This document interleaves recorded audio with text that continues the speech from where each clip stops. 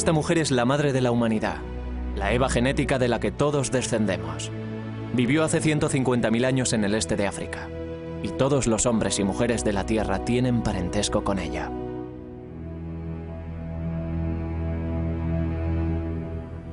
Sus hijas y sus nietas sacarían a los humanos modernos de África para que poblaran el resto del mundo.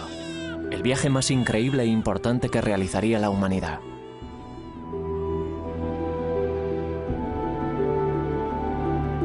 Las huellas genéticas nos proporcionan por primera vez un mapa del itinerario de nuestro viaje. Con él, podemos seguir a las familias de nuestra Eva mientras viajan por un mundo vacío, superan dificultades, se separan y toman caminos distintos para descubrir nuevas tierras. Nos dicen por primera vez quiénes somos y de dónde procedemos. Las preguntas más profundas y que más han inquietado a la humanidad, desde que levantamos la cabeza y miramos a las estrellas.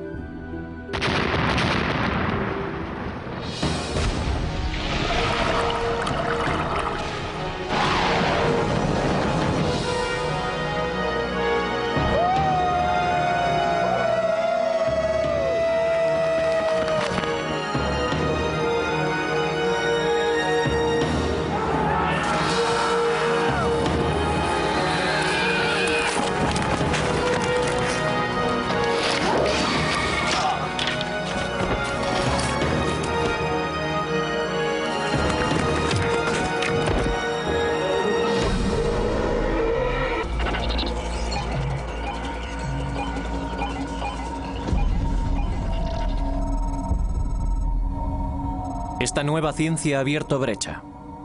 Todos podemos ahora seguir nuestro rastro a través de esta increíble historia. Les hemos tomado muestras a estas personas de Chicago. Nuestras pruebas genéticas les mostrarán cómo viajaron sus antepasados por el mundo para llegar a este destino.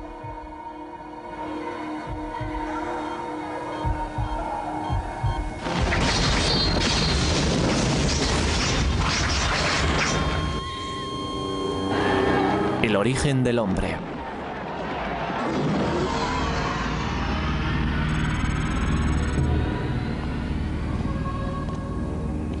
Hace 150.000 años el mundo estaba sumido en una era glaciar. Los casquetes polares avanzan. El nivel del mar desciende 120 metros. El norte de África es un inmenso desierto con pequeñas islas de verdor. En esas islas hay pequeños grupos de personas.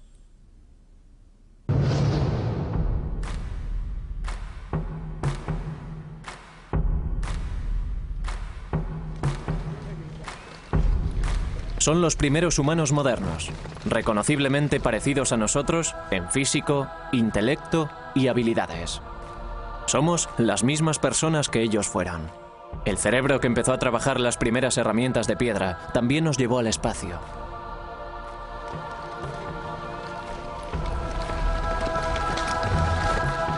Son cazadores-recolectores que viven en grupos muy diseminados, que todos los años recorren grandes distancias, refugiándose donde pueden, recogiendo semillas y frutas.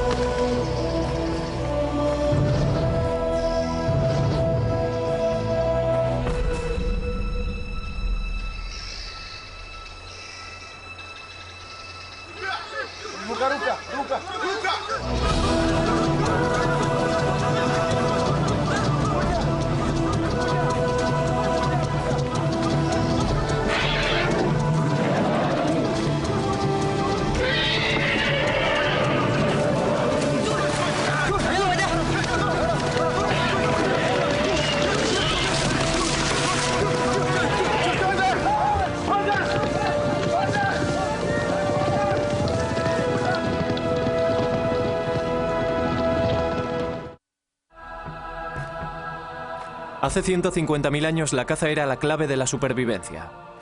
Eso explica muchas cosas sobre el modo en el que evolucionó la raza humana. Para la caza hacen falta unas ideas y una planificación esmeradas. Hacía falta una cooperación que exigía mayor inteligencia y una mayor capacidad para la comunicación. Los alimentos se compartían en el campamento, con lo que se lograba una unidad incluso mayor en el grupo. Nuestros antepasados llevaron una vida compleja y sofisticada, culturalmente distinta a la nuestra, pero con una capacidad total para el pensamiento abstracto y las necesidades familiares.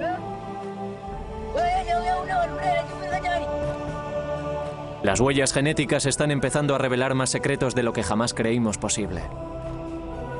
En solo 7000 generaciones los humanos modernos salieron de África y penetraron en todos los rincones del mundo. Y a través del ininterrumpido hilo genético que nos une a nuestro pasado, podemos comenzar a comprender por qué sucedió.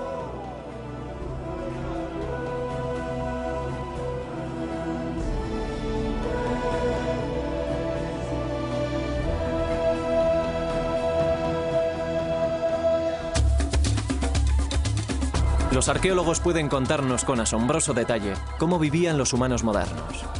Diseñaban las herramientas con esmero, comprendían las estaciones y sabían cuándo volvería la caza. Almacenaban materias primas para utilizarlas posteriormente y trataban con todos los grupos que había a cientos de kilómetros de distancia. Entendían claramente el concepto de pasado y futuro y enterraban a sus muertos.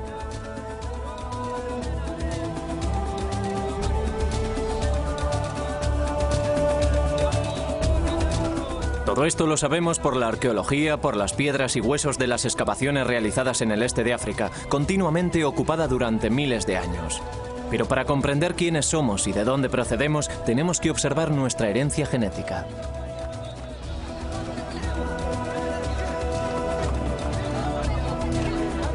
La Eva genética. La mujer de la que todos descendemos no era la única mujer viva en aquella época, ni siquiera la más fértil, sino que sus genes mitocondriales fueron los que más éxito tuvieron y los únicos que sobrevivieron. Todos los seres humanos vivos en la actualidad podemos seguir el rastro de un linaje común ancestral hasta esta mujer a través de una parte singular de nuestro ADN, el ADN mitocondrial. El ADN, el ferroprusiato de la vida, es nuestro código molecular propio y nos define de un modo inmanente a todos y cada uno de nosotros. Las mitocondrias son diminutas estructuras que se encuentran en el interior de casi todas las células humanas. Son distintas al ADN cromosómico normal, que dicta nuestra estatura o el color de nuestros ojos. Los hombres las heredamos de nuestras madres, pero no se las podemos pasar a nuestros descendientes. En las mujeres pasan de madres a hijas a través de interminables generaciones, casi sin cambio alguno. Y así es como podemos seguir el rastro hasta nuestra Eva genética y sus hijas. Así que, escrito en su interior, está la historia de las mujeres del mundo y, por lo tanto, de la raza humana. La profesora Rebecca Kahn fue la científica pionera que descubrió esta importantísima pista. Empecé a trabajar en el ADN mitocondrial humano para poder obtener una perspectiva objetiva que me ayudara a comprender y a ayudar a otras personas a comprender el parentesco existente entre los seres humanos de todo el mundo. Con esta nueva ciencia podía lograrlo. En alguna parte del ADN mitocondrial ocurren siempre mutaciones inofensivas que dejan marcas diminutas de todos los cambios. Estas marcas son como códigos de barras y pueden leerse del mismo modo. Kahn y su equipo descubrieron que los cambios se suceden a un ritmo bastante constante. Descubrieron que los grupos con las marcas más antiguas eran los africanos que vivían en el interior de África y se preguntaron si podían ser los pueblos más antiguos del mundo. La verdad es que me emocioné mucho cuando empecé a descubrir pruebas porque en realidad resultaron ser lo contrario a lo que yo intuía. Tomé imágenes radiográficas de 20 europeos y de 20 afroamericanos. Y en todos los afroamericanos se observaban diferencias. En cambio, los europeos eran todos iguales. Pensé que había etiquetado mal algo o que había cometido algún drástico error. Así que seguimos repitiendo las cosas una y otra vez. Al conseguir más muestras de distintas zonas, me di cuenta de que sobre todo había una diferencia en la norma y de que todo este nuevo tipo de pruebas basadas en la mitocondria iba a cambiar nuestro modo de pensar en los humanos modernos. En 1987, Khan y sus colegas publicaron un trabajo que indicaba por primera vez que las marcas se remontaban a África, demostrando claramente que era el lugar de nacimiento de la raza humana. Un hombre de una tribu de Nueva Guinea, un barman parisino, una maestra americana, un labrador de Polinesia. Era improbable que entre ellos existiese un parentesco, pero estaban relacionados a través de una mujer negra que existió hace 150.000 años. Sus descubrimientos causaron sensación. ¿La respuesta de la gente? Bueno, la respuesta de la gente fue asombrosa. El público estaba realmente interesado en ciertos aspectos del tema y también con cierta tendencia a malinterpretar los datos por la terminología utilizada para describir a esa mujer, a la Eva africana. En realidad la gente creía que se referían a la bíblica, a una sola mujer de la Biblia judeocristiana, la mujer de Adán. Su trabajo consiste en reescribir la historia humana. A través de él sabemos que las primeras mutaciones tuvieron lugar en África, hace quizás 150.000 años, y le pertenecen a nuestra Eva genética. El profesor Christopher Stringer, un eminente paleoantropólogo británico, participó en la datación de los cráneos humanos modernos más antiguos.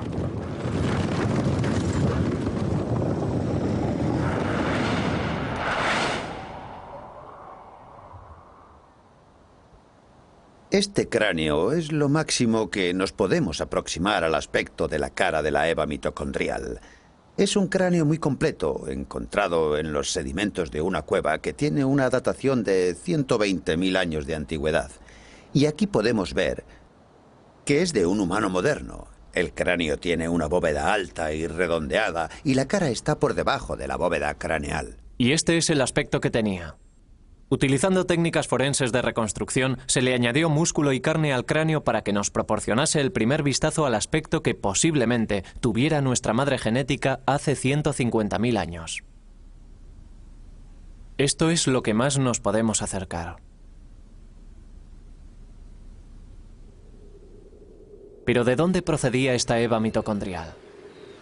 ¿Quiénes eran sus antepasados? Hace 3,5 millones de años surgió un primer linaje de homínidos que lentamente evolucionó hasta llegar a nosotros, los humanos modernos. Pero genéticamente no podemos retroceder más que hasta Eva. Todos los linajes genéticos ancestrales se extinguieron. Nuestro árbol genealógico moderno comienza con ella.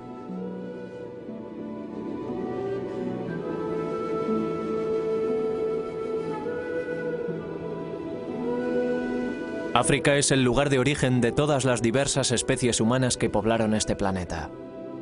Este inmenso y aislado laboratorio natural moldeó a los humanos durante una infinidad de ciclos en los que se alternaban desierto y vegetación. Y son los registros climáticos los que nos dan la pista siguiente.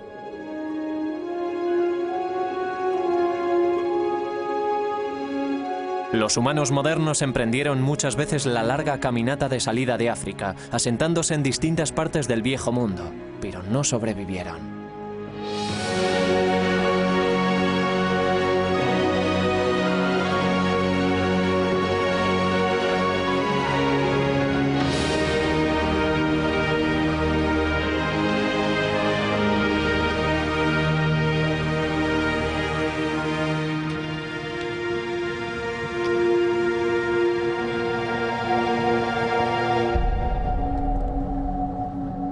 Creo que en realidad la gente se fue de África por motivos bastante naturales.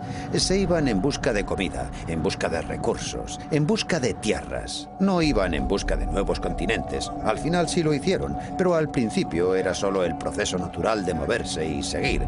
Quizás a manadas de animales o tal vez fueran los cambios climáticos los que causaron las migraciones del norte de África hacia las regiones colindantes.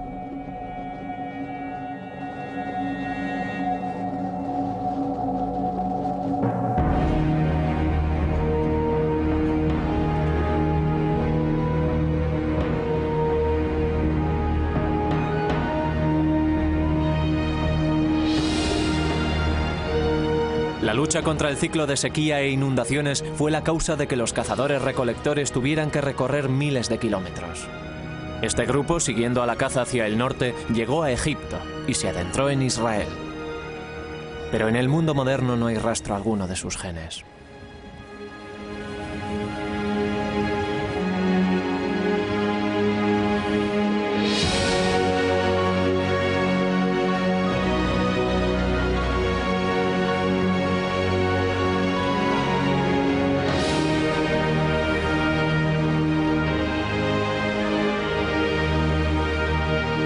Los registros climáticos indican un breve pero devastador congelamiento global en el período en el que Oriente Próximo se convirtió en un inclemente desierto. Atrapados en el cuadrante norte del Sáhara, no tenían posibilidad alguna de dar vuelta atrás y muy pocos sitios en los que refugiarse.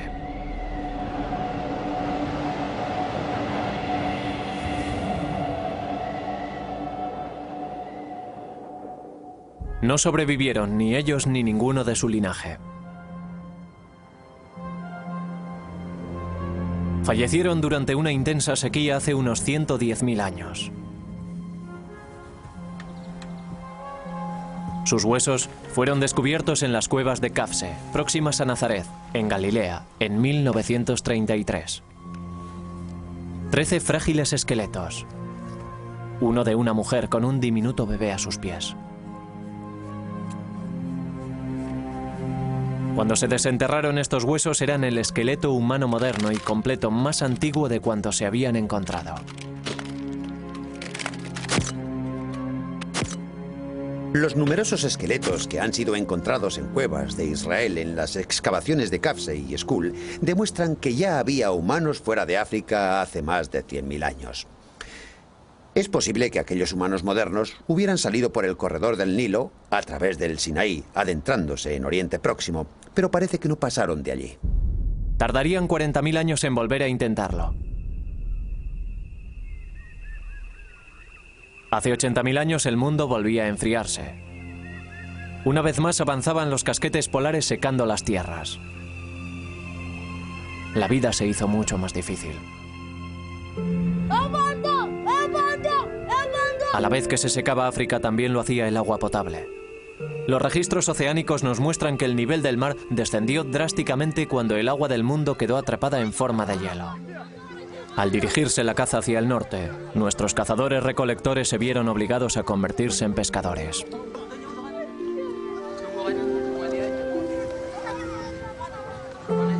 Esta es nuestra Eva, nuestra nueva familia.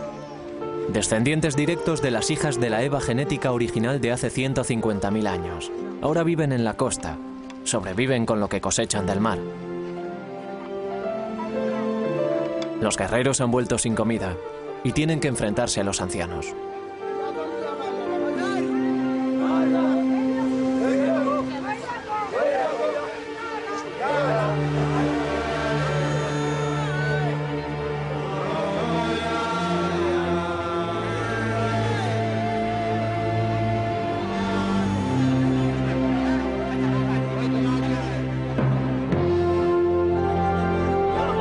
Nuestra supervivencia ha estado siempre a merced del clima. Cuando los tiempos eran buenos podíamos llegar más lejos. Un radio mayor significaba más comida. Pero la edad del hielo congeló el mundo y los desiertos se echaron encima, obligando a nuestros grupos a quedarse en territorios más pequeños, amontonados contra la costa. Su dieta consistía en pescado, vieiras, ostras y almejas, pero el Mar Rojo se hizo mucho más salado, resultando así mucho más difíciles la pesca y el marisqueo.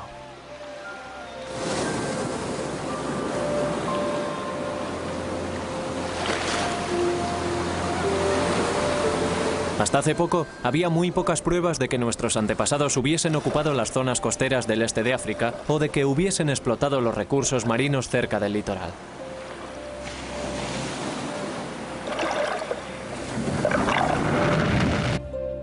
Este es Sifi Berhey, un geólogo. En 1999 formó parte de una expedición internacional que buscaba pruebas de la ocupación de Eritrea por parte de seres humanos modernos. En el Golfo de Zula, en el Mar Rojo, se encontraron con el extraordinario descubrimiento de herramientas de piedra incrustadas en un antiguo arrecife de corales fosilizados. La datación le dio al arrecife 125.000 años de antigüedad. Este es el primer bar de ostras conocido del mundo, con una longitud de 6,5 kilómetros y unos 15 metros por encima del actual nivel del mar. Es la prueba más antigua de marisqueo en cualquier lugar del mundo. Enterrados en él hay herramientas humanas junto con conchas fosilizadas de ostras, almejas y vieiras. Nos proporciona una prueba clarísima de que nuestros antepasados explotaban el mar.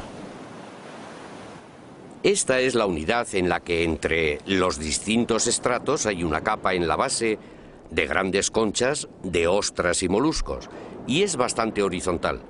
Y esta es la plataforma sobre la que el hombre moderno caminaba y tiraba sus herramientas de piedra y algunas de las conchas de los moluscos que comían. Esta es un hacha de mano con un borde afilado y algunas de las conchas que cayeron de esta capa estratificada. Y utilizaban el hacha para romper las conchas y comer los moluscos. Y luego, una vez habían terminado, tiraban el hacha y las conchas y se dirigían al lugar siguiente. Pero esto no es lo más importante, ya que no se puede datar, sino lo que uno encuentra in situ, que es lo que le convierte en algo de tanta importancia. Si pueden ver esto, se trata de una herramienta obsidiana. La utilizaban para romper algunas de las ostras que ven aquí incrustadas. No se ve totalmente cerrada porque la golpearon y se comieron lo que había en su interior. Y estas son algunas de las importantes herramientas de piedra que fueron descubiertas. Este es el lugar, el primer lugar del mundo en el que se ha documentado la explotación de los recursos marinos.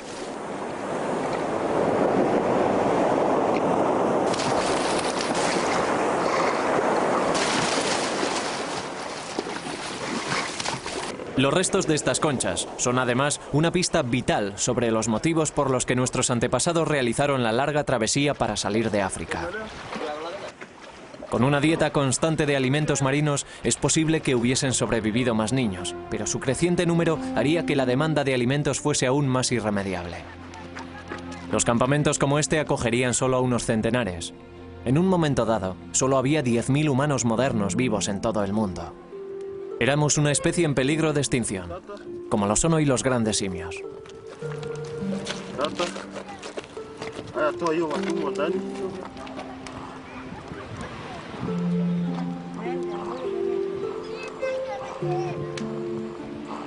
Cuando la pesca y el marisqueo no bastaron ya para alimentarlos, no tuvieron otra alternativa. Para sobrevivir tenían que irse a otro lugar. Al otro lado del Mar Rojo, las lluvias de la estación monzónica regaban las verdes y seductoras colinas de Yemen.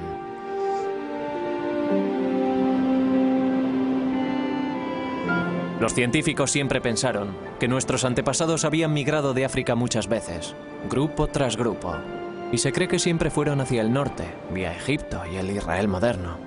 Pero el resto del ADN nos cuenta una historia distinta. El profesor Stephen Oppenheimer es una de las autoridades más prominentes en investigaciones genéticas sobre el seguimiento del ADN. Trabajando conjuntamente con el árbol genético y los ciclos climáticos prehistóricos, fue el primero en tener la extraordinaria idea de que nuestros antepasados salieron de África por una única ruta del sur. Esta playa está en la vertiente occidental del Mar Rojo, en el lado africano. Al otro lado podemos ver las colinas de Yemen. Creo que fue por aquí por donde cruzaron nuestros antepasados durante la primera etapa de su viaje hacia el resto del mundo. Los pescadores de la localidad conocen estos estrechos por el nombre de Puertas de la Desgracia, por las feroces y terribles corrientes que los atraviesan. Pero hace 80.000 años el nivel del mar estaba 45 metros más abajo. Como resultado, aparecieron varias islas y arrecifes que permitieron que nuestros antepasados cruzaran hasta Yemen como si fueran estriberones. El hombre, o los primates a él emparentados, tenía que salir de África finalmente. Pero los cambios climáticos determinaron el momento y la ruta. Azuzados por el hambre, por un hábitat esquilmado y tal vez por los primeros atisbos de la inquieta curiosidad humana por las tierras de enfrente, nuestro preciado grupo de humanos modernos se dispuso a viajar.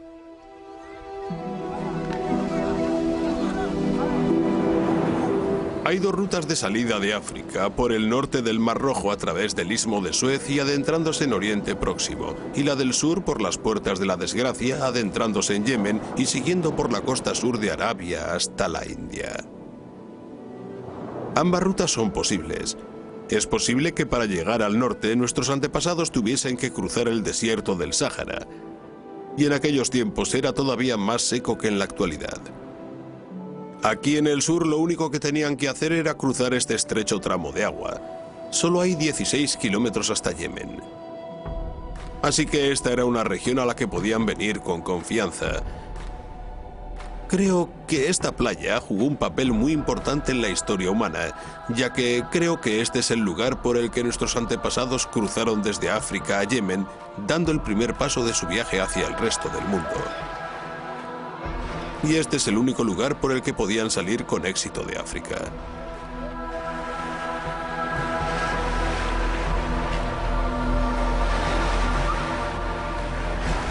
Creo que el viaje más importante jamás realizado por la raza humana comenzó aquí, en esta playa, hace 80.000 años.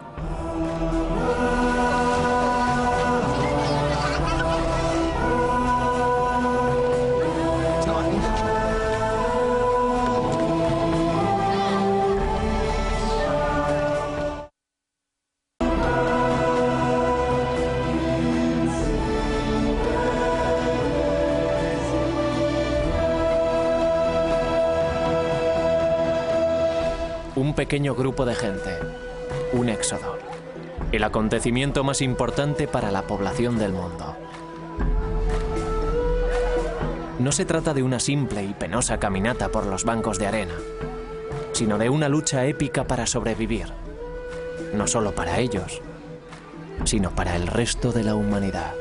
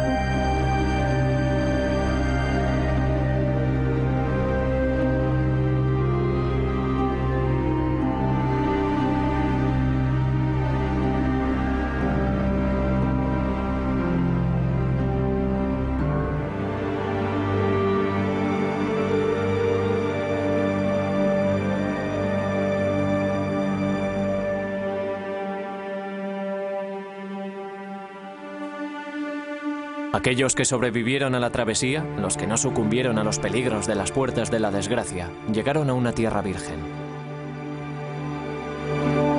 Esta es la nueva frontera situada al principio del resto del mundo.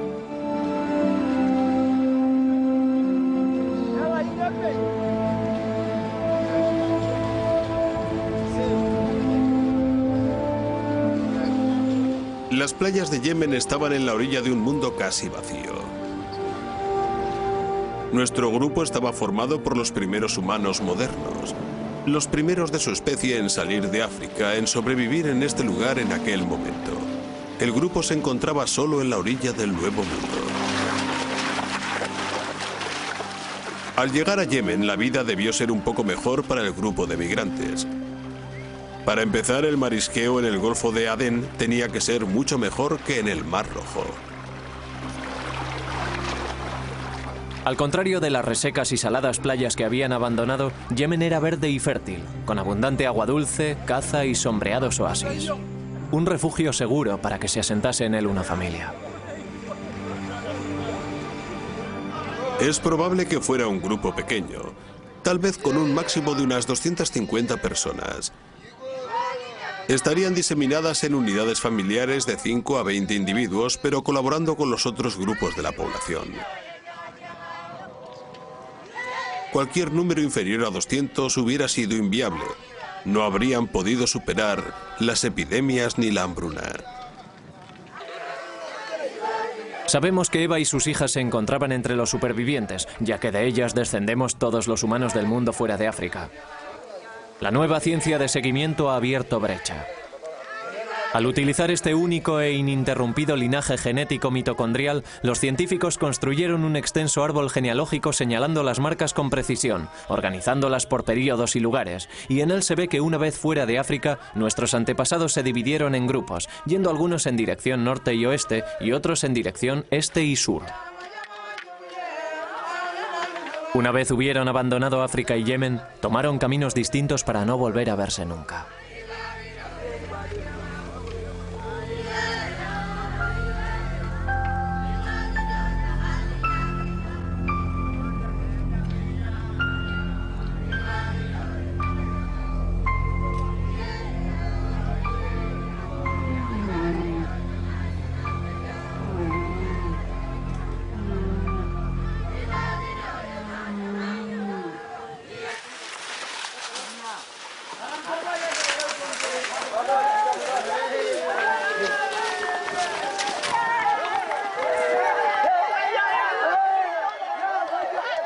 Cuando el grupo llegó aquí, traería una variedad de linajes africanos.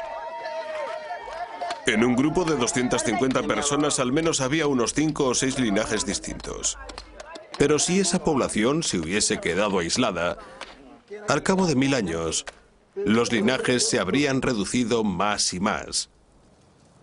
El número total de la población habría permanecido inalterable. Es como una aldea galesa, una aldea en la montaña o una aldea italiana en las que tras varias generaciones todo el mundo tiene el mismo apellido.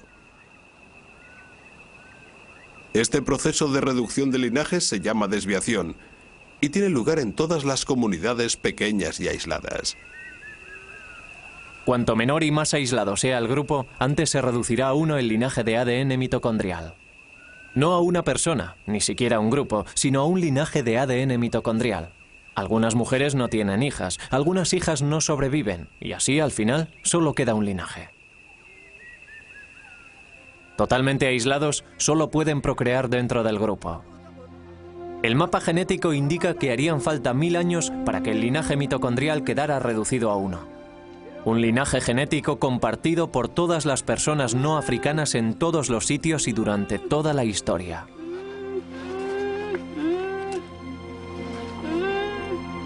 Un único linaje que convence a Stephen Oppenheimer que está en lo cierto sobre nuestra ascendencia africana.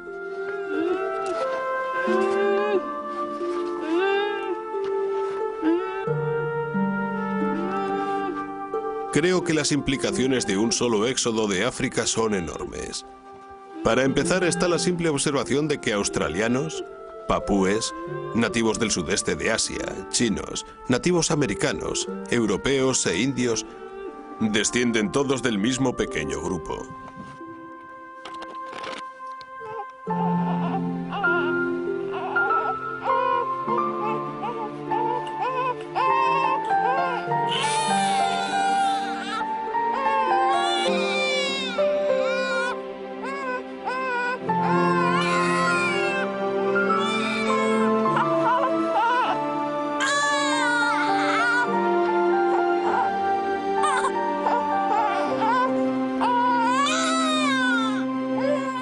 Eso significa que este pequeño grupo se diversificó enormemente durante los 80.000 últimos años, creando poblaciones totalmente diferentes físicamente en distintas partes del mundo y que se adaptaron física y culturalmente a los nuevos entornos que encontraron y exploraron.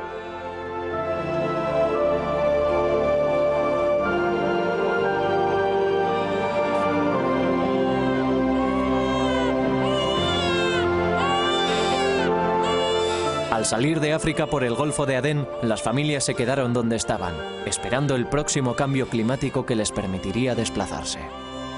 Sus descendientes serían los pueblos de Oriente Próximo, que se extenderían hacia Europa 40.000 años después, fundando las vibrantes y cosmopolitas ciudades que hoy conocemos.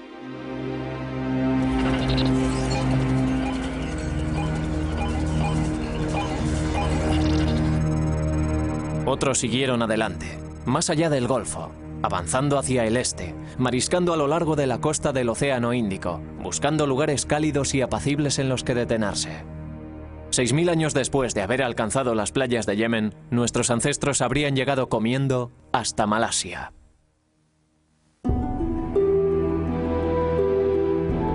A 10.000 kilómetros de África, nuestra familia se encuentra en las profundidades de las selvas lluviosas del sudeste asiático. Estos son los descendientes de Eva, cazando en las junglas de Malasia, deambulando en pequeñas bandas, quedándose en un lugar el tiempo suficiente para recolectar la cosecha silvestre y después seguir adelante. Sus cuerpos empiezan a adaptarse a las condiciones de las selvas lluviosas. Al alejarse del ardiente sol africano, su piel se vuelve más clara y su estatura se reduce por la falta de carne. Al igual que los cazadores-recolectores de las junglas de hoy en día, se alimentan de pescado, ratas, ardillas y lagartos, de la caza que hay en la bóveda vegetal y de frutas y raíces.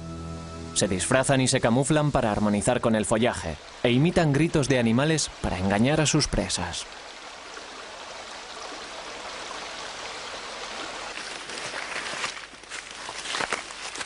Comparten su vida en la selva con serpientes venenosas, cobras, pitones y animales depredadores. Entre su salida de África y su llegada a Australia, hay pocas pruebas arqueológicas claras de la presencia de humanos modernos y de su asombrosa migración. Ni cráneos, ni esqueletos, ni tumbas. El nivel del mar era más bajo. Así que lo que nuestra familia hubiese dejado tras de sí durante su viaje por el litoral ha sido reclamado por este.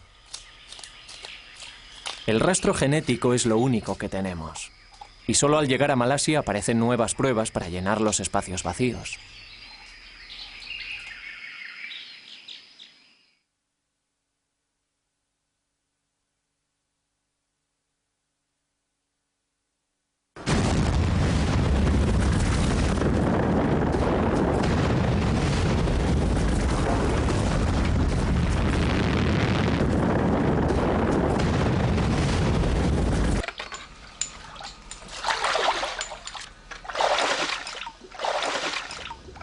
La gran erupción de Toba, que tuvo lugar en Sumatra hace 74.000 años, fue la mayor explosión de los 2 últimos millones de años. La nube turbia alcanzó una altura de 40 kilómetros y sumió una buena parte del mundo en 6 años de invierno volcánico.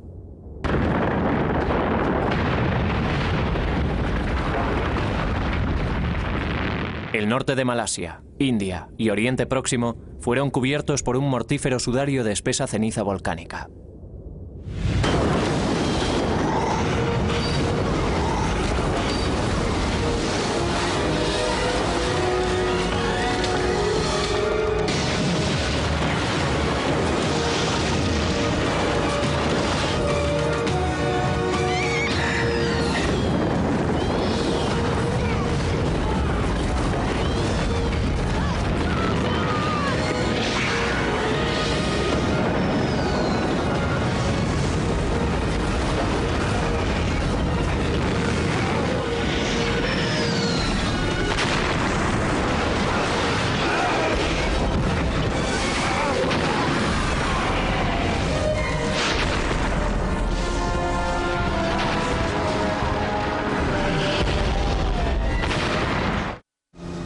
La gran explosión de Toba, la más destructiva de los 2 últimos millones de años, nos proporciona pruebas positivas del viaje de nuestra familia.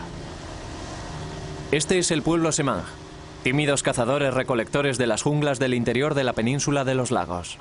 De un color mucho más oscuro que los demás pueblos de Malasia que los rodean, forman parte del grupo Orang Asli. Stephen Oppenheimer cree que pueden ser el remanente que ha sobrevivido de la familia que salió de África y pasó por aquí hace 74.000 años. Si nuestros antepasados pasaron por aquí durante su recorrido desde África a Australia y a Nueva Guinea, es probable que dejaran un rastro genético. Y sabemos por estudios anteriores que el Orang Asli, como grupo de tribus de la península de Malaya o Malasia, se encuentra entre los pueblos más antiguos de esta región. Y es probable que el pueblo Semang sea el más antiguo de todos. Stephen Oppenheimer ha venido a esta remota aldea Semang para recoger muestras de ADN, con la esperanza de que ellas confirmen su teoría. Nama Farida.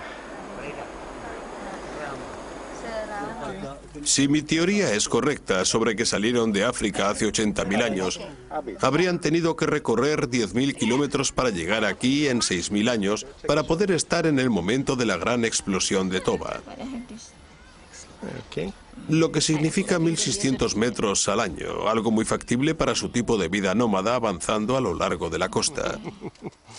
Para determinar si pertenecían a aquel grupo que salió de África o no, tenemos que examinar su linaje genético, y el ADN mitocondrial en particular nos dirá si descienden directamente de las dos hijas de Eva que tuvieron su origen justo al salir de África o no. Si tienen sus propios y únicos linajes, nos indicará que han estado aislados desde entonces, hace 70 u 80.000 años, y que han evolucionado completamente solos. O si, por otra parte, descubrimos que sus linajes descienden de pueblos posteriores, como el australiano o el papú. De nuevo, nuestro seguimiento genético nos ayudará a saber si es o no es ese el caso. El análisis genético puede demostrar que los Semán son una raza antigua, pero no nos puede decir con exactitud cuándo llegaron aquí. Tenemos que buscar otras pruebas para darle validez a esta teoría. Estas toscas herramientas fueron encontradas en un valle boscoso llamado Kota Tampan, cerca de Penang. En zonas contiguas hay yacimientos con el mismo tipo de herramientas. Lo que hace que estas sean particularmente interesantes es que están incrustadas en una capa de ceniza de Toba, con una datación de 74.000 años de antigüedad. La profesora Suraina Nayik estaba buscando el antiguo cauce de un río cuando se encontró con el yacimiento de Kota Tampan. Lo que había encontrado la profesora Nayik era un taller de herramientas de piedra al que se le pudo hacer una datación exacta de 74.000 años de antigüedad.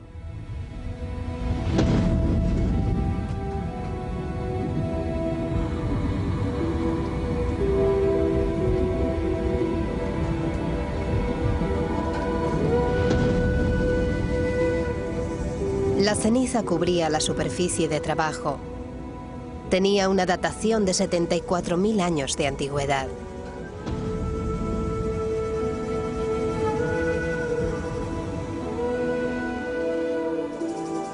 Esto es un martillo de piedra que utilizaban, y ya ven que resulta muy cómodo asirlo con la mano. Y este es el canto que utilizaban. Esto es un hacha. Y es de un tipo de hachas que, digamos, abundan mucho en Asia y en el sudeste asiático. Lo que buscaban era el ángulo del borde. El ángulo del borde tenía que ser apropiado y el borde tenía que ser agudo.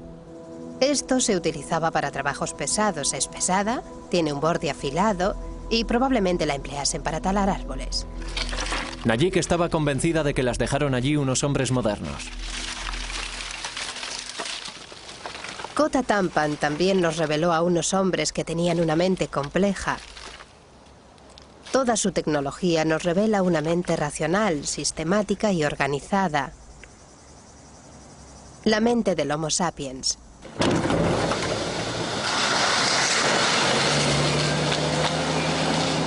Las herramientas de Kota Tampan son cruciales para la datación de la presencia del hombre moderno en el sudeste asiático. Son la primera prueba tangible que tenemos de todo el viaje desde África a Australia. Combinándola con los análisis genéticos de Stephen Oppenheimer, pueden ser una prueba real de nuestra antigua migración. Ya que encontró la prueba que necesita.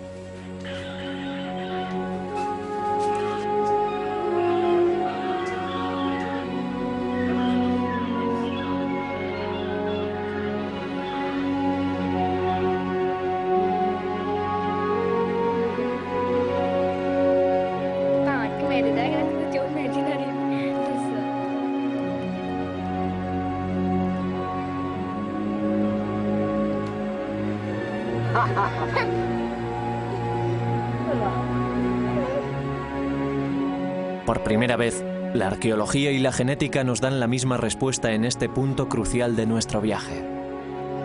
Ahora podemos estar seguros de que nuestros ancestros pasaron por aquí hace 74.000 años. Los resultados son muy emocionantes. Los Orang Asli, el grupo Semang de aquí, tienen un único linaje genético propio que sugiere que pudieron estar en aquel primer viaje por las playas hace 75.000 años. Tienen un único linaje propio que proviene de las dos primeras hijas de Eva fuera de África. Y lo hemos seguido hasta aquí, y no lo comparten con ningún otro pueblo del sudeste asiático. En aquella época el nivel del mar estaba 48 metros más abajo. La mayor parte de las islas del sudeste asiático estaban unidas en la singular masa de tierra del continente Sunda. Los supervivientes del invierno volcánico de Toba llevarían nuestro viaje genético a su gran etapa siguiente, el desconocido continente de Australia.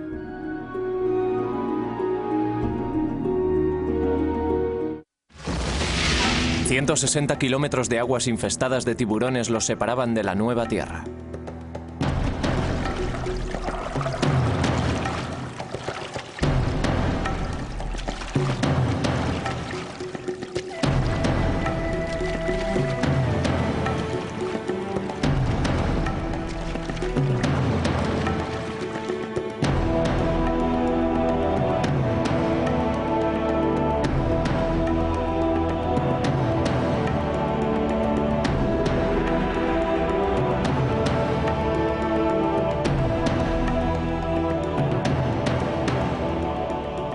Este es el segundo gran éxodo de la migración de la humanidad por el mundo. Pero esta vez no estaban las verdes colinas de Yemen para proporcionarles la comodidad de una llegada segura.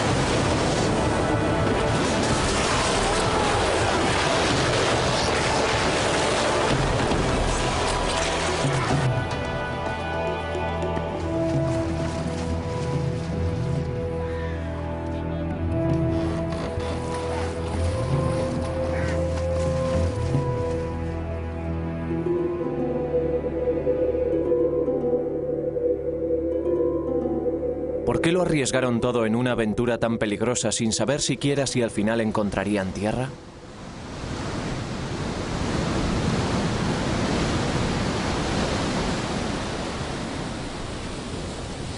Algunos científicos creen que el viento los llevó a la deriva y llegaron accidentalmente a la costa desconocida. Pero nuevas pistas aportadas por las pruebas genéticas dicen que no. Demuestran que los aborígenes australianos tienen varios linajes genéticos únicos que los emparentan directamente con las primeras hijas de la Eva que salieron de África. Tantos linajes portados por tantas mujeres, y llegando en un espacio de tiempo tan breve, sugieren una intención deliberada y no una llegada accidental en balsa. El primer grupo llegó hace 70.000 años. Lo siguieron más grupos durante los 5.000 años siguientes, todos ellos descendientes de la Eva que salió de África.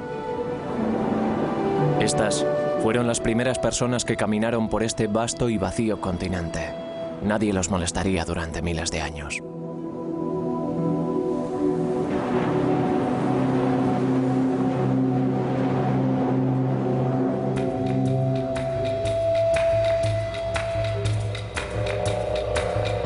La Australia en la que se adentraron era el hogar de animales gigantescos, megafauna.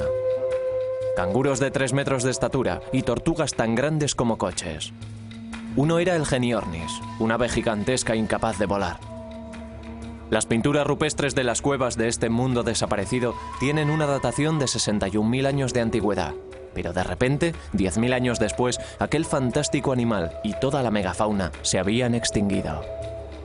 No hubo alteraciones climáticas, no hay grandes yacimientos de matanzas que nos indique un exceso de caza. Pero los humanos cambiamos el mundo en cualquier lugar en el que nos encontremos. La repentina extinción es una prueba de su presencia. Parece probable que nuestros antepasados destruyeran el ojoso hábitat con fuego, y los animales de tamaño mayor que se alimentaban de plantas simplemente murieron.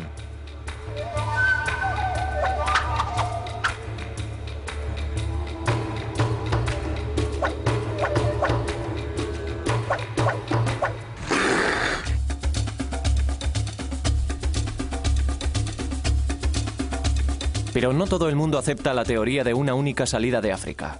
Este lecho seco de un lago es uno de los lugares en los que la teoría puede venirse abajo, a pesar de la coincidencia arqueológica y genética en Malasia durante nuestro seguimiento. Este cráneo del hombre de Mongo 3 es la pieza clave del rompecabezas. Cuando lo encontraron, la datación de la tierra que lo envolvía fue de 62.000 años de antigüedad. Cuando se analizó el ADN de los huesos, su ADN, algo que causó sensación, no coincidió con ningún otro de cualquier parte del mundo.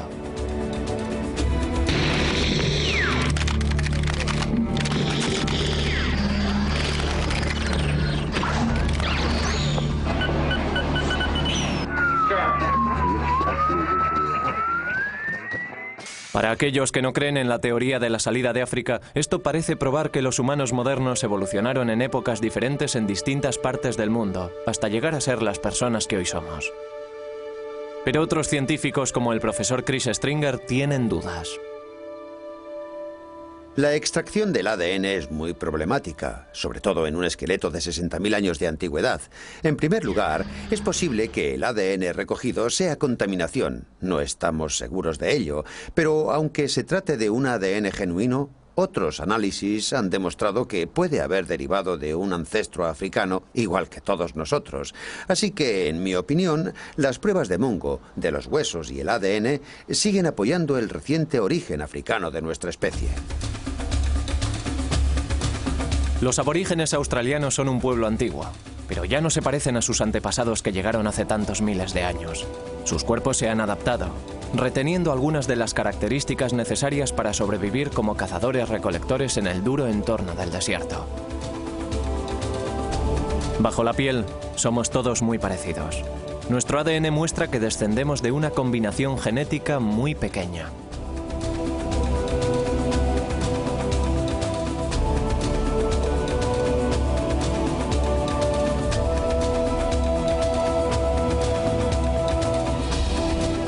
Si observamos el ADN de todos, australianos, africanos, europeos, descubrimos que al comparar el ADN mitocondrial de todos nosotros, aparecen menos variaciones, aunque hay series que se han diseminado por todo el mundo, aparecen menos variaciones en nuestro ADN mitocondrial de las que encontraríamos dentro de un pequeño grupo de chimpancés, orangutanes o gorilas.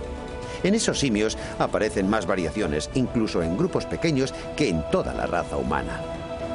Pero si todas las personas del mundo descendemos de una combinación tan pequeña de genes, ¿por qué tenemos un aspecto tan diferente? La selección natural y la adaptación al entorno son los factores más importantes. La selección sexual es crucial. El clima impone la forma corporal. Cuanto más frío sea el entorno, más bajos y rechonchos nos volvemos para mantener el calor. La estatura varía en proporción a la dieta. Los asiáticos se volvieron más bajos cuando el arroz se convirtió en su alimento principal en sustitución a la carne. Y ahora que la carne vuelve a su dieta, su estatura vuelve a aumentar. Nadie sabe por qué los asiáticos tienen pliegues epicántricos en los párpados. ¿Pueden haberse desarrollado como protección contra el frío? O quizás sea ese el tipo. Los tienen la mayoría de los fetos. El color es la diferencia más obvia e impactante. Eso también forma parte de nuestra herencia genética. Mila Jablonski, una eminente científica que observa la evolución del color de la piel, estaba trabajando en la importancia del ácido fólico en el desarrollo fetal, cuando se encontró, por casualidad, con la respuesta. Comencé mis investigaciones en la evolución del color de la piel tras preparar una disertación para una clase hace más de 10 años. Fue muy interesante.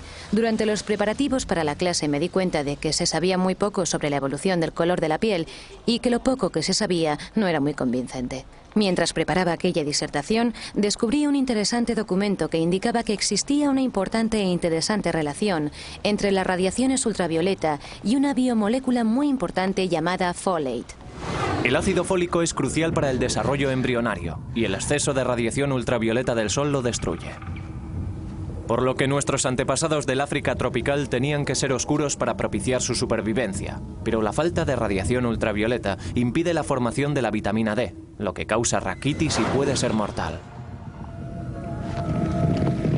Así que cuando migraron hacia el sombrío norte, tuvieron que volverse más pálidos para sobrevivir. Mila ha descubierto una sencilla ecuación evolucionista. Si observamos la pigmentación de la piel entre los pueblos indígenas actuales, vemos que hay gente muy oscura en las regiones ecuatoriales de alta exposición al sol y gente significativamente más clara según avanzamos hacia los polos. Y resulta que la melanina, la protección natural contra el sol, es un filtro fenomenal para las radiaciones ultravioleta. En cierto modo es demasiado bueno. Y para que podamos fabricar suficiente vitamina D en la piel, tenemos que reducir la cantidad de melanina existente en ella. Y por ello lo que vemos en el curso de la historia de nuestra especie, al pasar de zonas de alta radiación ultravioleta a zonas de baja radiación ultravioleta, es que nuestra piel ha perdido pigmentación paulatinamente.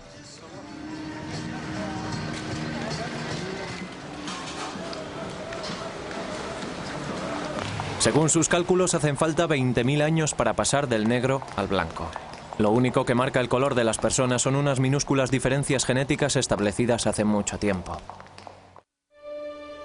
En 50.000 años, la raza humana se ha extendido por la mayor parte del mundo oriental, desde África a la India, a Asia y cruzando el mar hasta Australia.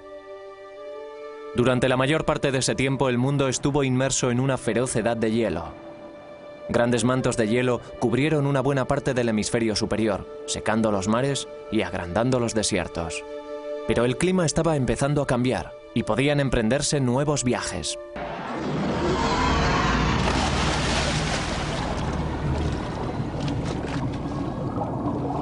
Durante la épica migración a lo largo de las playas desde África a Australia, nuestra familia fue dejando tras sí colonias que realizaron nuevos viajes por su cuenta.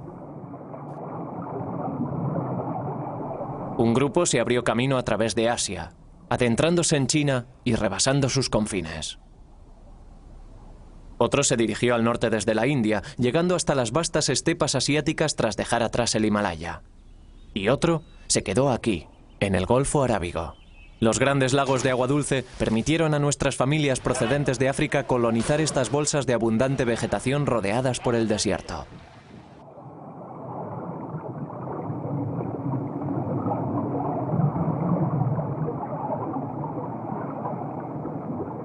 Esta zona estuvo ocupada continuamente durante 30.000 años. Sus huesos y artefactos quedaron sumergidos al ascender el nivel del mar.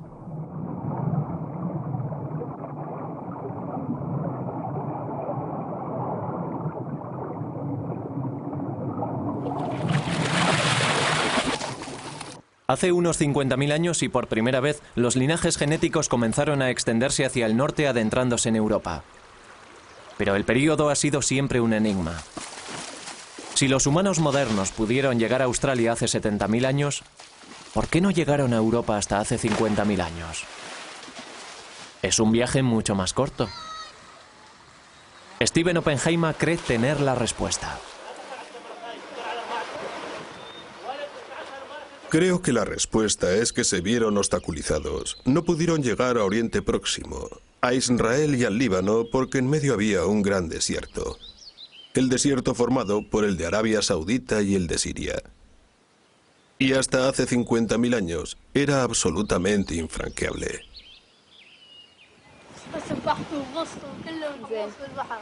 El clima era tan árido que la zona fértil, la ruta desde el Golfo hasta el Líbano, Israel y Europa, estaba cerrada. Después, hace 50.000 años, hubo una repentina mejoría del tiempo.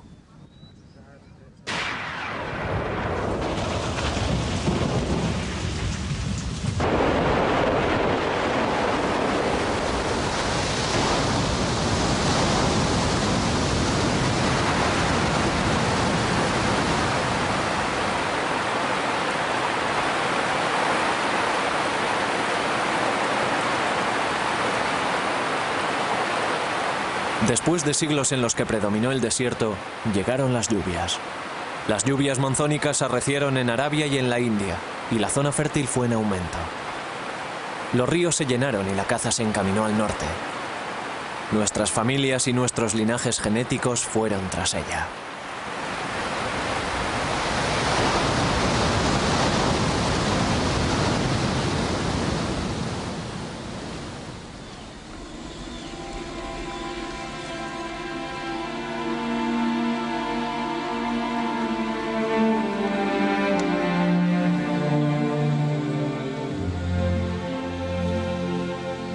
Desde el Golfo Pérsico emprendieron el camino a pie hacia el norte, por el interior de la zona fértil, siguiendo los ríos entre los montes Zagros y el desierto sirio.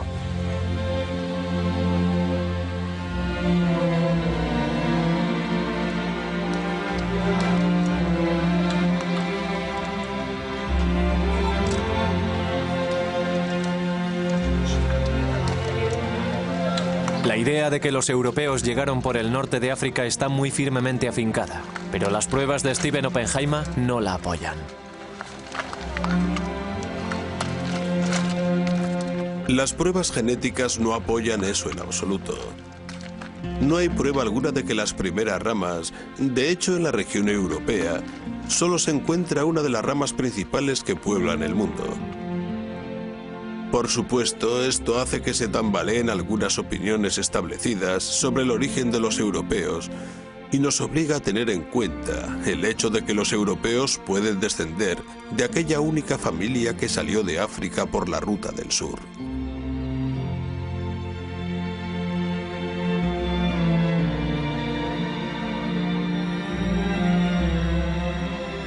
Esta nueva prueba genética reescribirá la prehistoria europea.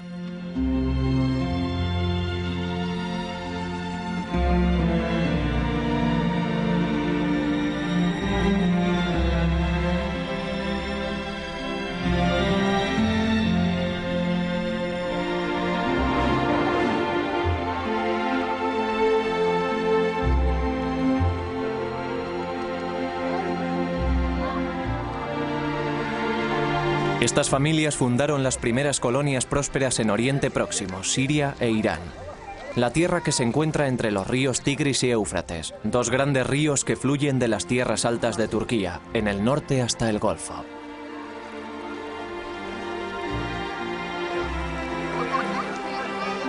Aquí, aprenderían posteriormente a cultivar la tierra y a domesticar a los animales, convirtiéndose así en los primeros agricultores. Los ríos les proporcionaban agua para regar las cosechas. Había abundancia de peces y cañas para construir casas y embarcaciones. Las palmeras datileras proliferaban.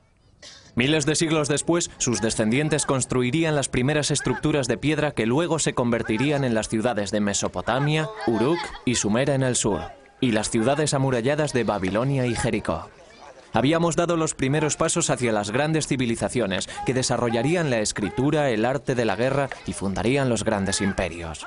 Todo ello partiendo directamente del grupo genético que migró de África hace 80.000 años.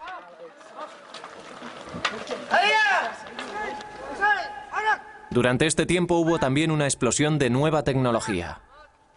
Las herramientas de piedra y las lanzas que manufacturaban los humanos modernos se volvieron incluso más ligeras y efectivas. Los montes Zagros estaban llenos de caza, y la buena caza da estabilidad. Al mismo tiempo comienzan a establecer la ubicación simbólica de campos de enterramiento en lugares sagrados, cuyo valor para la comunidad ayuda a crear y a definir una sensación de territorio duradero.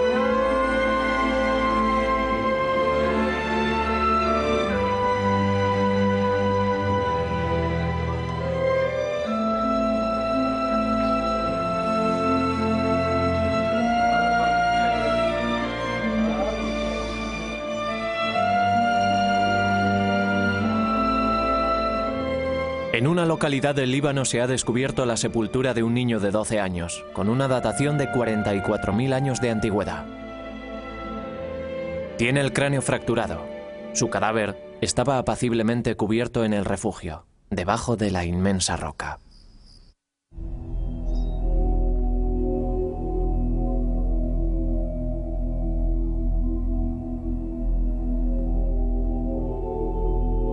Desde estos puntos las familias se dispersaron rápidamente por el Mediterráneo, al sur a lo largo de la costa de Siria hasta el norte de África, al norte a través de Turquía, atravesando los Balcanes y adentrándose en Europa.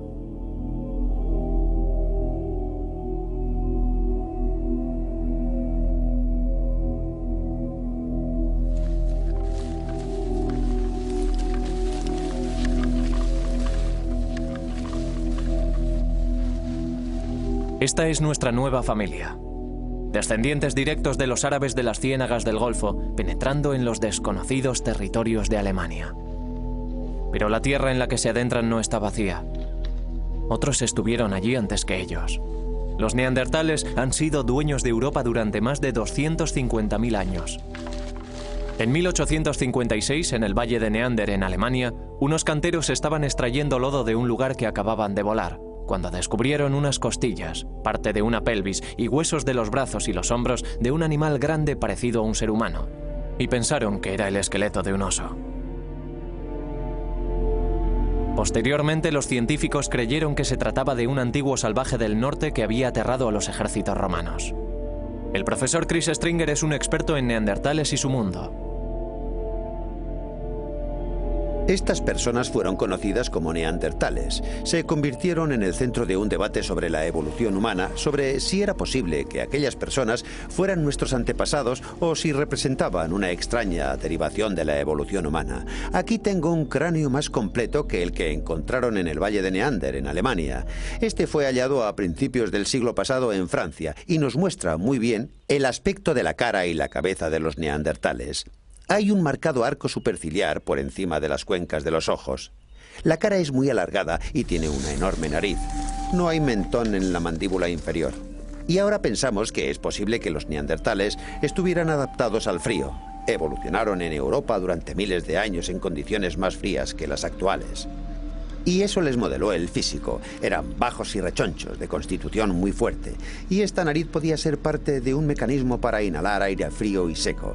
Los neandertales fueron frecuentemente considerados unos brutos de pocas luces, pero no lo eran. Eran totalmente humanos. Su cerebro era tan grande como el nuestro. Creo que los neandertales eran una especie distinta a la nuestra. Una especie muy próxima a la nuestra. Una especie hermana.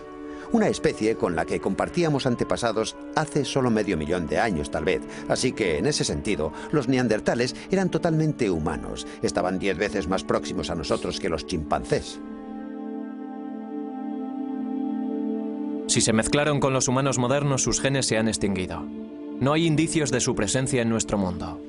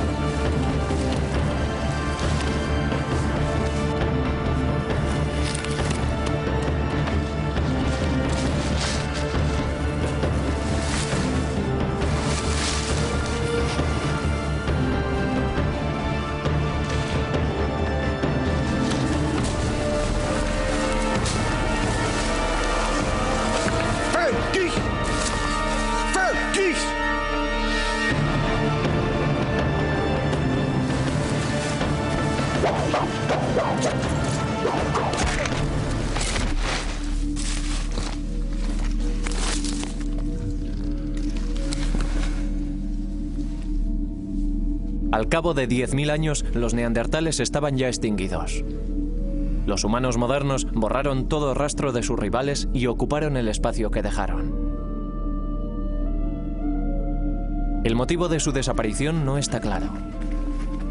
Vivieron al lado del hombre moderno durante miles de años, pero es probable que al final los neandertales no pudieran adaptarse lo bastante rápidamente al nuevo mundo y a sus nuevos e ingeniosos rivales. Los neandertales utilizaban el cuerpo para intervenir en la naturaleza. Los modernos humanos utilizaban el cerebro.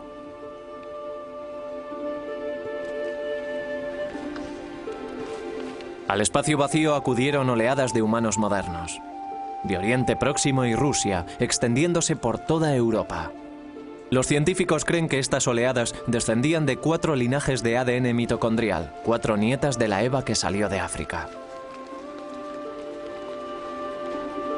Llegaron entre 45.000 y 10.000 años atrás. El europeo más moderno puede seguir su linaje hasta ellos.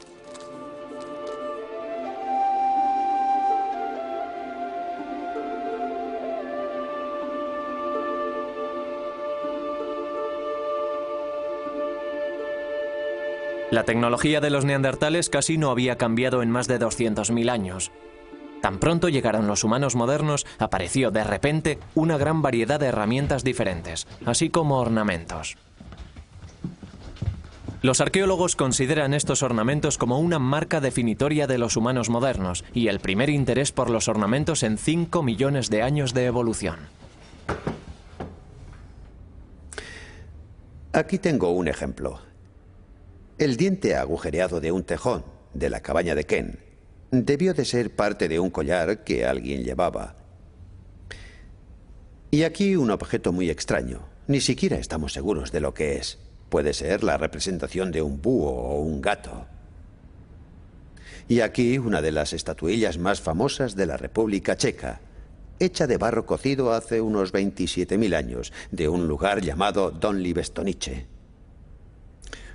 Una hermosa obra de arte. Muchos de estos objetos son puntiagudos en la base, como si hubiesen estado clavados en el suelo. Algunos están cubiertos de ocre y otros están pulidos por haber sido manoseados, quizás durante muchas generaciones. Eran objetos valiosos, muy bien guardados y evidentemente tenían un significado ritual y simbólico para aquella gente. Quizás un significado religioso. Y aquí una de las obras de arte más delicadas. Está tallada en marfil de mamut, un material muy difícil de trabajar. Procede de una excavación en una localidad francesa. Es una hermosa representación de lo que parece ser la cabeza de una mujer, con un peinado muy elaborado o quizá una toca. Se trata de una obra de arte hermosa y delicada. Es muy difícil deducir por estas piezas si se trata de representaciones de personas reales o si están idealizadas de alguna manera para reflejar una especie de belleza ideal. En algunos casos creo que el detalle es suficiente para sugerir que están basadas en personas reales. Otra cosa que encontramos en la llegada de estos humanos modernos a Europa son vestigios de ropa. He aquí una de las pruebas más directas: el hecho de tener aquí una aguja de hueso. Así que estas personas cosían telas, cosían pieles, y hay pruebas de que incluso tejían telas. Se trata de otro nivel de complejidad, que les habría dado mayores posibilidades de adaptación climática, por ejemplo, y por supuesto muchas más oportunidades de expresarse personalmente para que con el tiempo se desarrollaran cosas como la moda. Y esto también lo vemos en el interior de las sepulturas, personas que han sido enterradas con ropas y que en algunos casos están cubiertas con miles de abalorios hechos de marfil de mamut. Y cada uno de esos abalorios representó horas y horas de trabajo, así que aquí tenemos pruebas de una vida verdaderamente rica y compleja que no hallamos en los neandertales. Aquí tengo un mamut grabado en un trozo de colmillo de mamut, procedente de una localidad francesa, y tiene unos 15.000 años de antigüedad. Pero estas personas, estos primeros humanos modernos, los Cro-Magnon, no solo grababan en trozos de huesos y colmillos, también esculpían y tallaban, hacían modelos de arcilla y, por supuesto, pintaban las paredes de sus cuevas, y este arte data de hace al menos 35.000 años. Pintaron una gran variedad de cosas, a menudo los animales que cazaban, en algunos casos animales peligrosos, tales como leones o rinocerontes lanudos. En otros casos, ni siquiera podemos reconocer qué animales son los representados. Los animales parecen ser símbolos mágicos, seres imaginarios, y es posible que parte de este arte se utilizara en ceremonias y rituales de iniciación. Y es posible que una buena parte fuera creado en un estado de trance inducido por los chamanes por medio de su magia.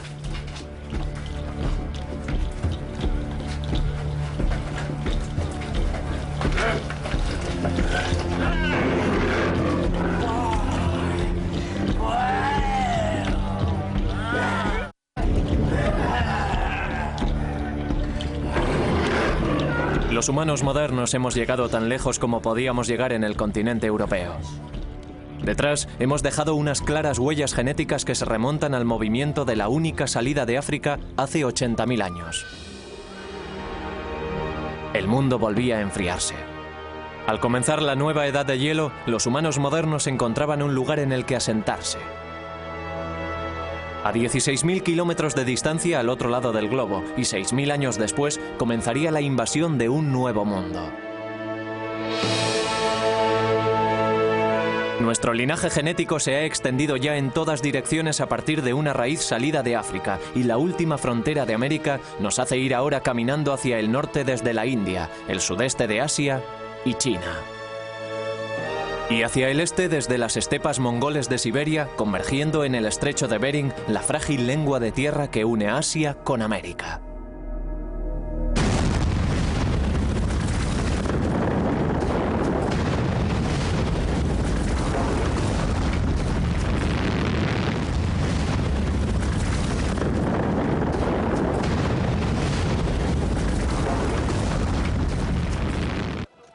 América es un rompecabezas prehistórico.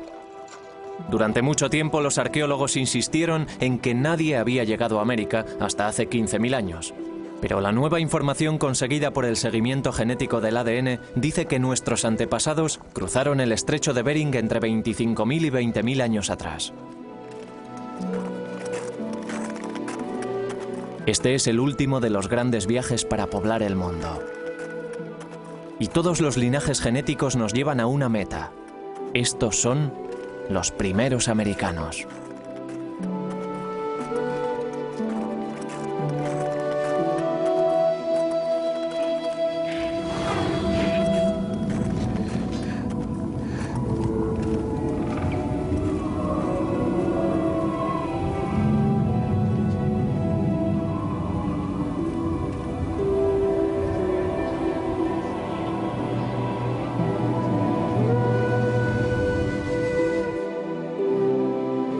Hace 25.000 años el mundo se estaba adentrando en una de las peores edades de hielo que hemos tenido que resistir.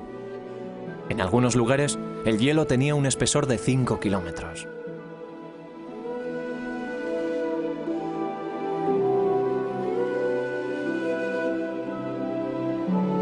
Pero si el hielo avanza, este es el último paso posible antes de que el hielo cierre el estrecho de Bering y la entrada a Alaska y el resto de Norteamérica.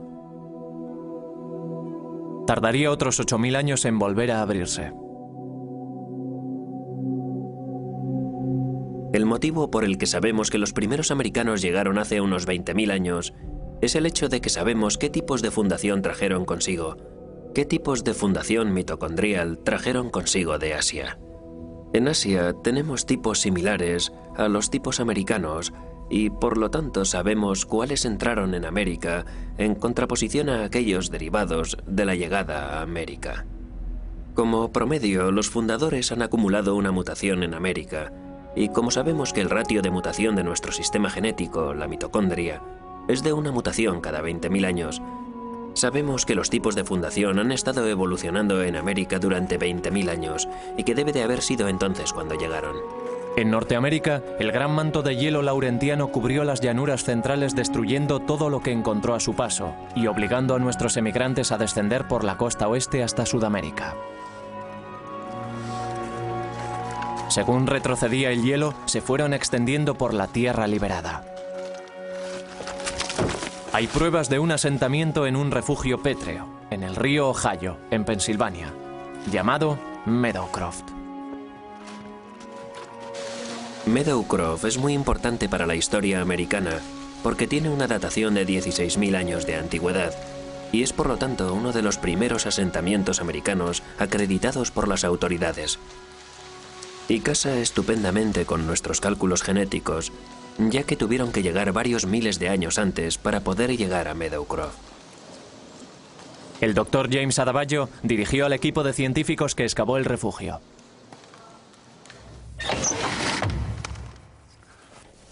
Cuando lo encontramos, asumimos que no contendría ningún material cultural en absoluto.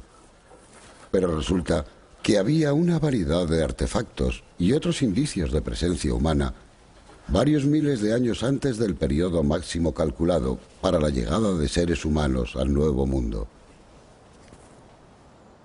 Esparcidos por esta superficie y por otras superficies de ocupación más profundas, en estos hogares y a su alrededor, hay una serie de artefactos entre los más notables, de los cuales se encuentran fragmentos de pedernal como este, y los instrumentos cortantes hechos con el pedernal. Lo que es único en estas piezas es que no solo no son manufacturados en su mayor parte por los grupos de indios del Paleolítico en las Américas, sino que tienen un notable parecido con los instrumentos cortantes de pedernal del norte de China, que tienen unos 28 o 29.000 años de antigüedad. De hecho, copias de este material podrían mezclarse con las colecciones del norte de China y no podrían distinguirse unas de otras, lo que nos sugieren las pruebas de Meadowcroft junto con los datos que están surgiendo de una serie de excavaciones en otros puntos de Norteamérica, es que no hubo una sola migración de seres humanos al Nuevo Mundo, como se postuló recientemente durante las 2 últimas décadas, sino una serie de pulsaciones o emanaciones.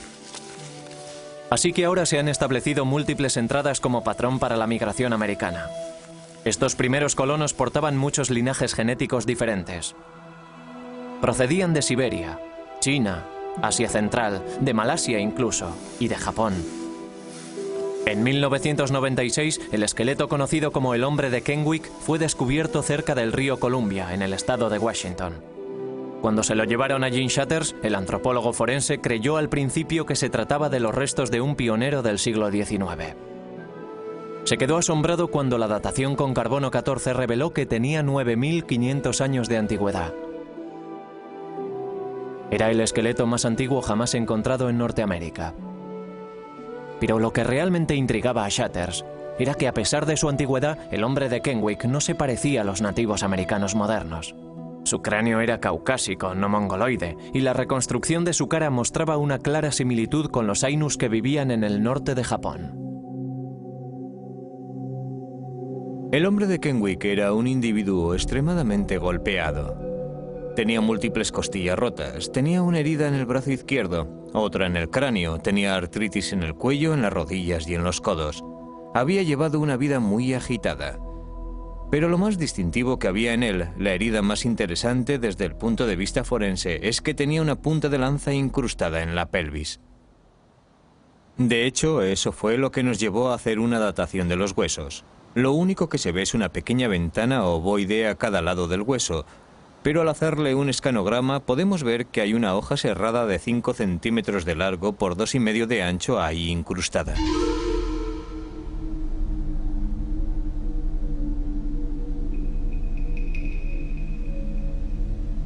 Lo interesante de esta punta de lanza es que es de un estilo que solo vemos tras la muerte de este hombre en el este de Washington. Podemos ver ese estilo descendiendo por la costa de Columbia Británica para terminar en Washington, entre unos 10.000 a 9.000 años atrás, datados con radiocarbono. Las personas que traen esta punta de lanza, que son las que encontramos con este tipo de punta de lanza posteriormente a poca distancia en el tiempo, son muy similares a los indios americanos modernos.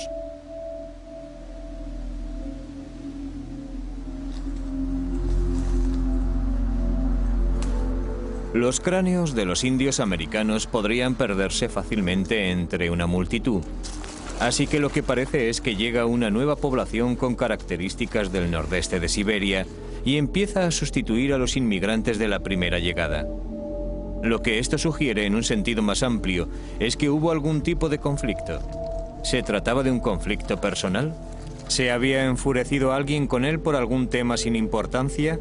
¿O se trataba de hecho de una disputa por el territorio entre poblaciones rivales que acaban de entrar en contacto?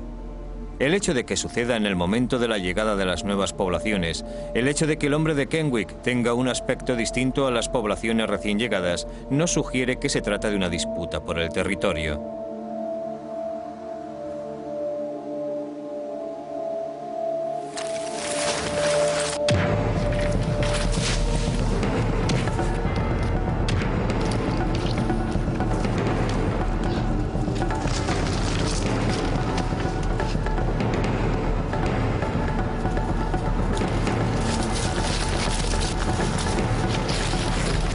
Por el ángulo de entrada, por la velocidad de entrada, está bastante claro que la lanza iba hacia él directamente y que pudo verla llegar.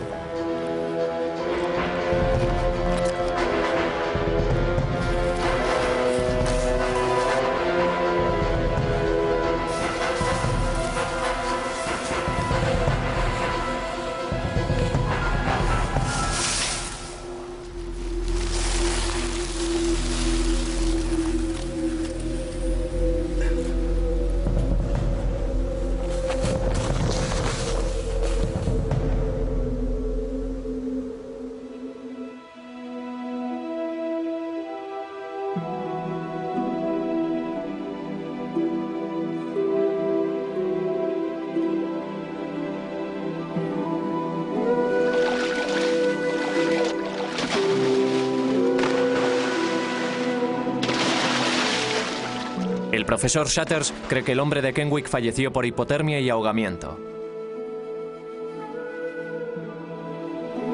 Desde la muerte del hombre de Kenwick, las poblaciones de humanos modernos han pasado de miles a millones. Hemos avanzado de cazadores-recolectores primitivos a agricultores y comerciantes, a habitar en pueblos y ciudades, y de dominios tribales a imperios.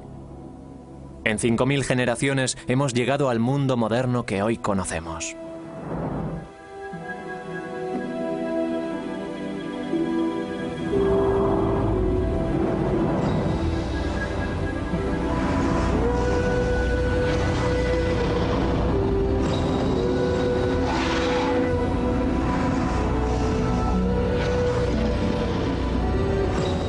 Desde la década de los 80 se han tomado muestras de ADN a miles de personas de todas partes del mundo. Desde Alaska a Nueva Zelanda. Desde los inuit a los islandeses. Analizándolas, los científicos pueden buscar similitudes entre los códigos personales y ver qué pueblos son los más emparentados. Todos los individuos pueden comprobar su ADN mitocondrial y conocer las rutas que sus antepasados siguieron en su viaje alrededor del mundo. Desde África a todos los rincones del mundo.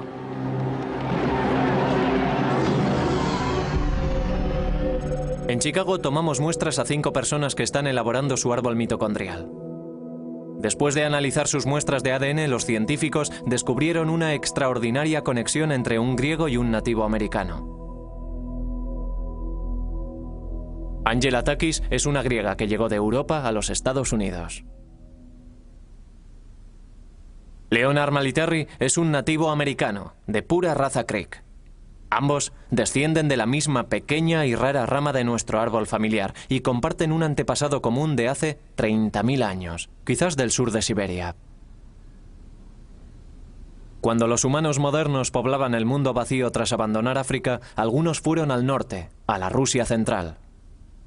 Allí nació una nueva hija que portaba una nueva marca, X. Sus hijos se separaron y algunos fueron al sur, a Europa, y otros al este desde Siberia y hacia América.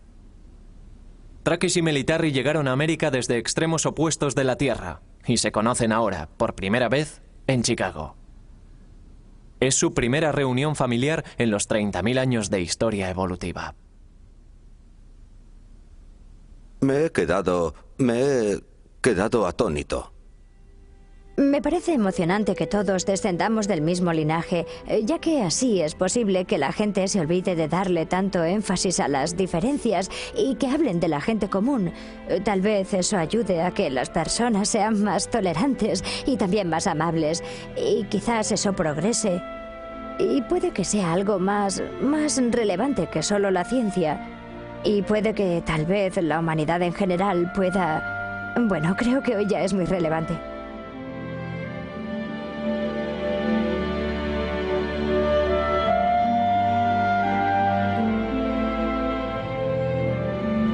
Hace 80.000 años, un pequeño grupo de humanos modernos se enfrentó a los terrores del Mar Rojo y abandonó África para siempre.